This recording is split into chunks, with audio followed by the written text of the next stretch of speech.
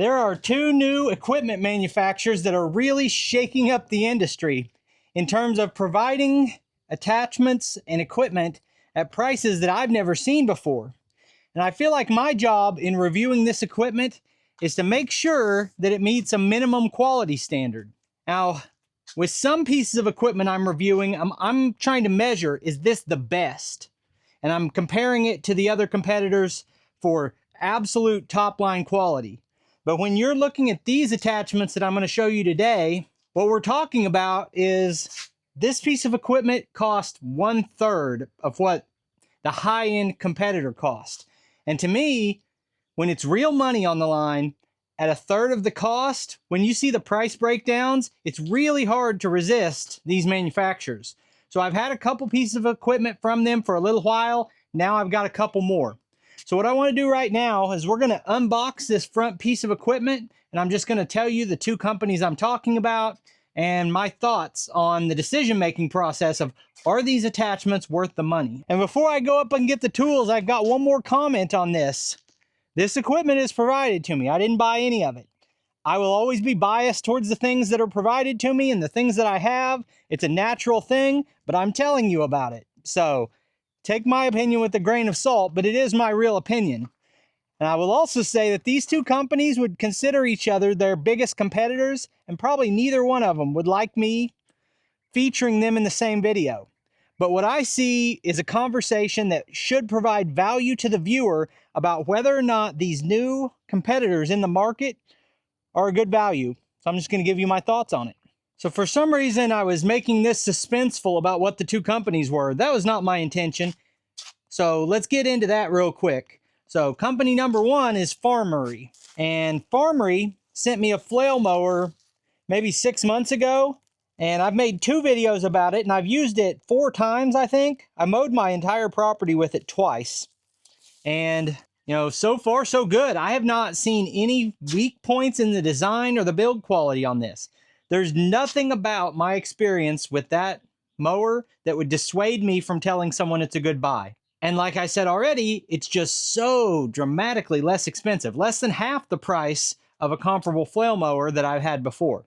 So this attachment here is also from Farmry.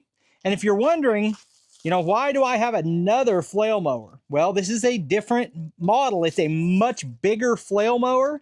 And spoiler alert, I've got a new tractor coming to run this on. I'm going to be running this on a bigger machine than mine, but that's kind of a secret for now, I guess. And this new tractor I'm talking about is not something that's going to be mine. It's not staying here. It's going to be kind of like an extended demo. The second brand that I'm talking about today is Mech Maxx. And this is the only product I have from Mech Maxx, but it is pretty impressive, honestly.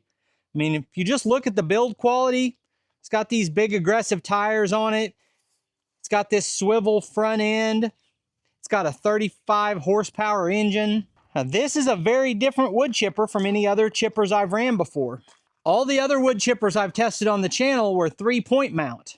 It's a little bit unique to test one of these out, and I was really surprised by the amount of power. But that's because it's got that big 35 horsepower engine. Now, both of these brands are kind of blowing up within the online equipment community.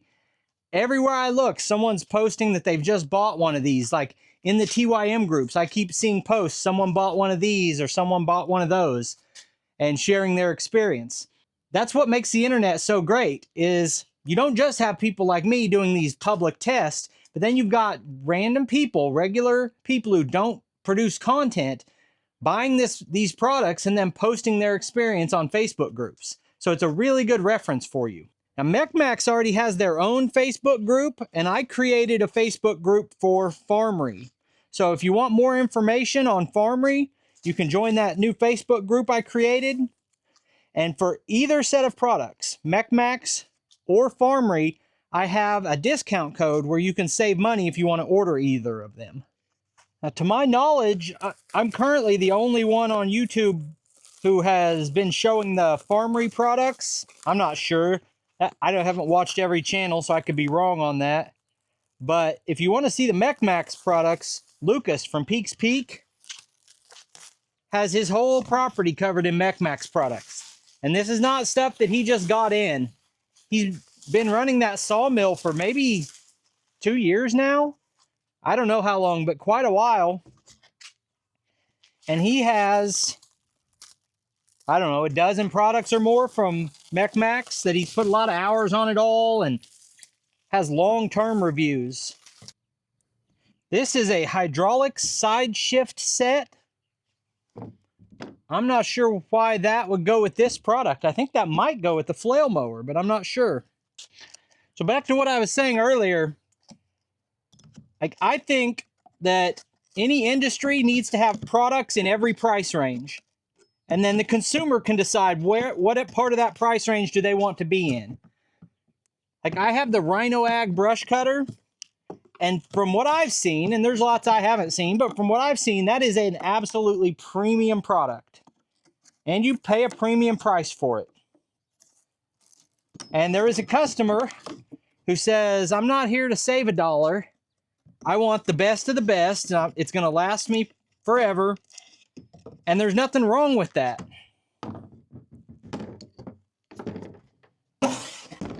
And then there's another guy who looks at a $5,000 wood chipper, then looks at a $4,000 wood chipper, and then looks at a $1,700 wood chipper and says, man, if that $1,700 chipper does the work, then what am I spending that extra money for? Because I work hard for my money, you know?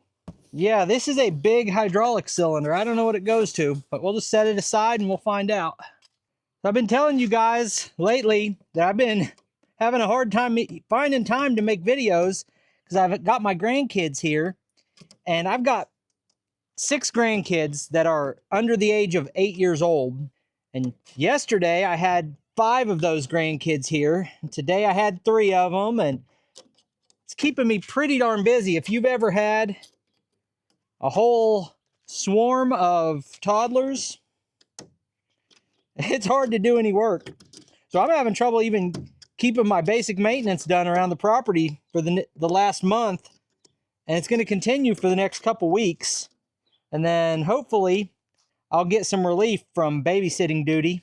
A part of me wants to make videos just doing fun stuff with the grandkids. But I found out from experience over the years that I'll make some videos like that, but nobody really tunes in to watch that. There's a handful of you that will, and I appreciate you.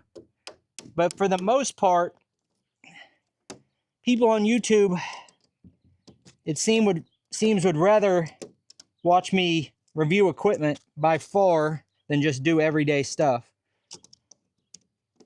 And I like to make videos that you guys want to watch. One thing I'll say is these are well packaged. Everything I've got from these 2 brands has been well packaged and came with good instructions. I especially wanted to praise that Farmry flail mower, the first one. The instructions on that were so good. I mean, just excellent. Not only the instructions, but they had parts diagrams in them that were good. I do like that these are in a nice crate that doesn't take a lot of damage, or so far so good for me, but they're not the most fun to open. Last time I took a grinder and I ground off these tabs, and this time I thought, well, I'll peel them off. This way is definitely slower. I think the first Farmry thing I got, I just took a sledgehammer and just started wailing away at it. Then that second one I did with the grinder, and then this time I thought, well, I'll just peel back each tab the slow way. Anyone have a guess on what kind of tractor I'm bringing in to run this big mower? I will tell you that it's not coming from the tractor yard. It's not a TYM, and it's not any variant of a TYM. Recently, I've watched a couple guys open up crates like this by just running a circular saw around it and cutting it all loose, but this one has too much metal. And I don't have the patience. There's like 40 tabs on this to bend.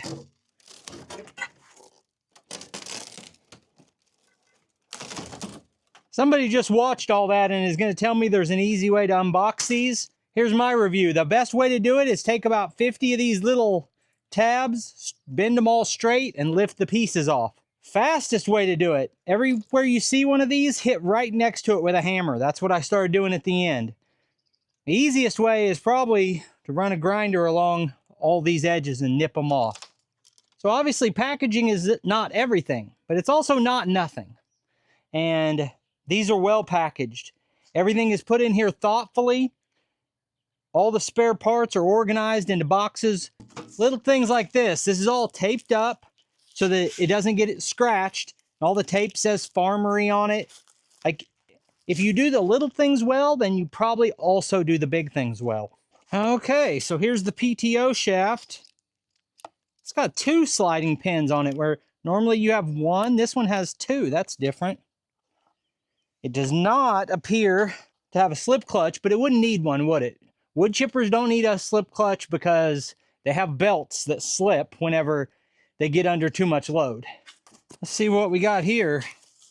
The outside of the crate said spare parts inside or something like that. Yeah, free spare parts inside is stamped on the outside of it. Extra blades. Wow, huge value there. 5 extra blades, 4 blades, and an anvil is what it looks like. Awesome. Oh, this looks like a easy setup. This is where I'm supposed to have the manual out. Any smart person would have the manual out. But, I mean, have you ever heard me accused of being smart?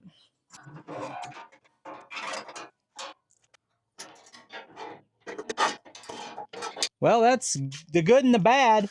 That's super easy to put on, but normally these have a pin you can pull and then that swivels. Most of the chippers I'm used to, which allows you to point this chute in all 4 directions, but it looks like with this, you can only point it in 2 directions. Now, you would never actually point it forward towards the tractor, and you're unlikely to point it backward where you're feeding the chute in. I can't really see feeding stuff in and having it blow back in my face. So most of the time, you're gonna go one of these 2 ways. The other type of angling chute would allow you an angle like this way. And I'm sure you guys have figured it out by now, but I'm not sure if I ever said, this is obviously a 3-point wood chipper. Now, if you follow the channel, you know that I bought a John Deere wood chipper. And I was kind of negative about that chipper. And the reason is it did not have a hydraulic infeed. And that wood chipper cost me $5,700 5 years ago before prices went insane. So now that chipper is probably $7,000. This chipper also does not have a hydraulic infeed, but this is a $1,700 wood chipper. And if you use my discount code, it's even less than that. So my complaint with the John Deere chipper that I had was not strictly that it did not have an infeed, it's that it didn't have an infeed, but it cost more than chippers that do have infeeds. So if you want a chipper from Farmry, you can get this one for $1,700, or for $3,200, you can get the same size or slightly bigger chipper with a hydraulic infeed. So they're giving you the option. Do you want the cheaper option without, or the more expensive option with the infeed? Now, on that Deere chipper, I did not like it not having an infeed, but that chipper over there, that freestanding Mech Maxx chipper, doesn't have an infeed, and I really didn't mind in using it just because of how well it sucked that material in. All right, there's our panels. Farmry WC AP 130. So those 4 pieces will make up our infeed chute. They're going to bolt on right here. It looks like here you have like a hinge mechanism for it probably. You can pop that bolt open to see the flywheel. You can also swivel that back and see the flywheel right in here. You see the thickness on that. I don't know, but that's probably 3/4 inch thick plate there on top. Most of this looks pretty familiar in the design. It's a disc style chipper. It's rated for 5-inch material. Pretty standard here for the 3-point connect. You've got your pin here, and we'll put the pins in down there. It's got its own little stand. So as soon as I have a day free from the grandkids, I need to get back to work on spreading chips on my trail up there. So you'll see that in a video coming up soon, working with this chipper. So what I see from these is that the build quality seems to be pretty darn good. And you're paying so much less that it makes it a serious contender. When I look online, I see a lot of people buying this stuff, and I see a lot of happy customers. So if you're interested in any products from Farmry or Mechmax, check the video description and the pinned comment where you can get my discount code, save you a little bit of money. Now, as far as today, The sun is setting right now. So I can bolt these 4 panels on, but then the setup is done and there's no chance I'm going to get to run this tonight. So that'll be in the next video. But I appreciate you taking time to watch this video. I'll put links on the screen to a couple more of our videos, and I'll see you next time.